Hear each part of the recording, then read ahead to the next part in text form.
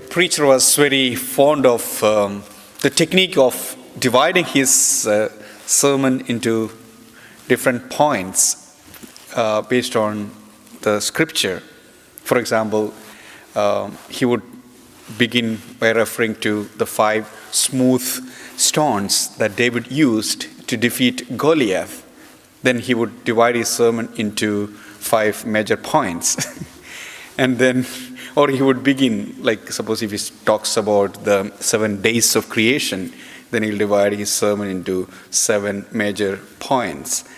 And then one day, his congregation nearly had a joint heart failure when he began by referring to the 153 fish. They were so afraid that his sermon would be going to have 153 points. So anyway, don't worry. Today, I want to make only one point. The one point is listen to Jesus, who said, "Love one another." The disciples had gone fishing and caught nothing. Jesus was actually with them, but they did not recognize him. However, when they listened and obeyed him, their net was full of big fish, 153. But in spite of the weight, the net was not torn. Today, we are overwhelmed by what is happening around the world, be it in New Zealand or in Sri Lanka. We do not want to see any more innocent blood being shed or splashed on the face of the earth. It is easy to become discouraged. It is easy to fail. It is easy to fail to recognize that Jesus is with us.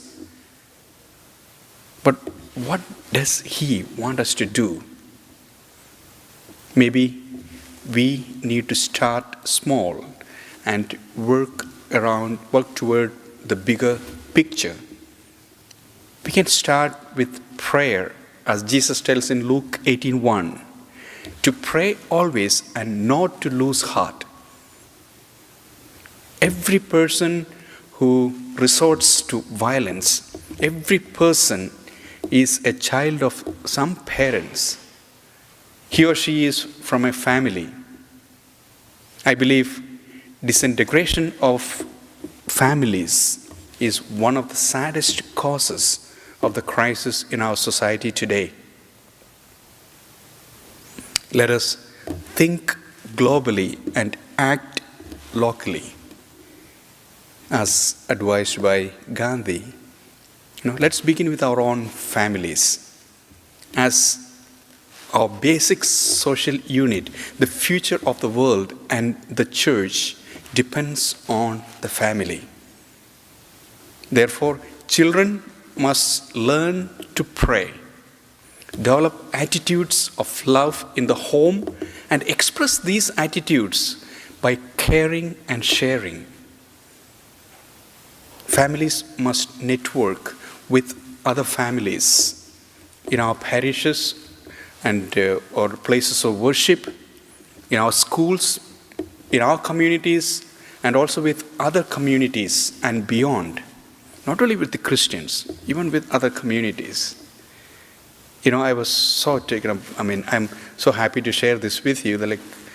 I'm coming from Kerala, and then in our neighborhood, even the Muslims, the Hindus, Christians, we all collaborate. There is no tension because they belong to another faith.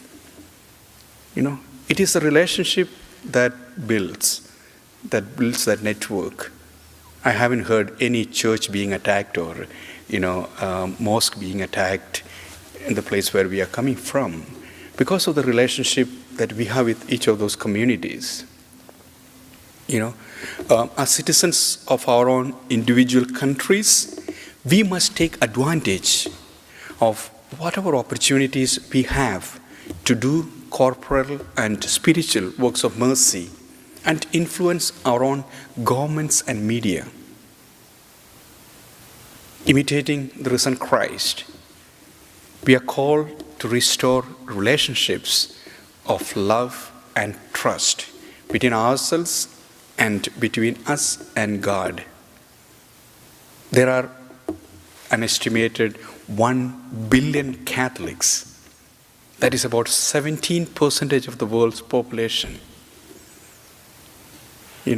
Imagine if this 1 billion population, this 17% of the world's population, if we all begin to do something different, if we live that power and promise of prayer and gospel values of the risen Christ, we are going to really, if we do that, we are definitely going to make the world a better place. Jesus told his disciples to cast their net onto the other side of the boat. What is he calling us and our families to do in response to this invitation in our context today?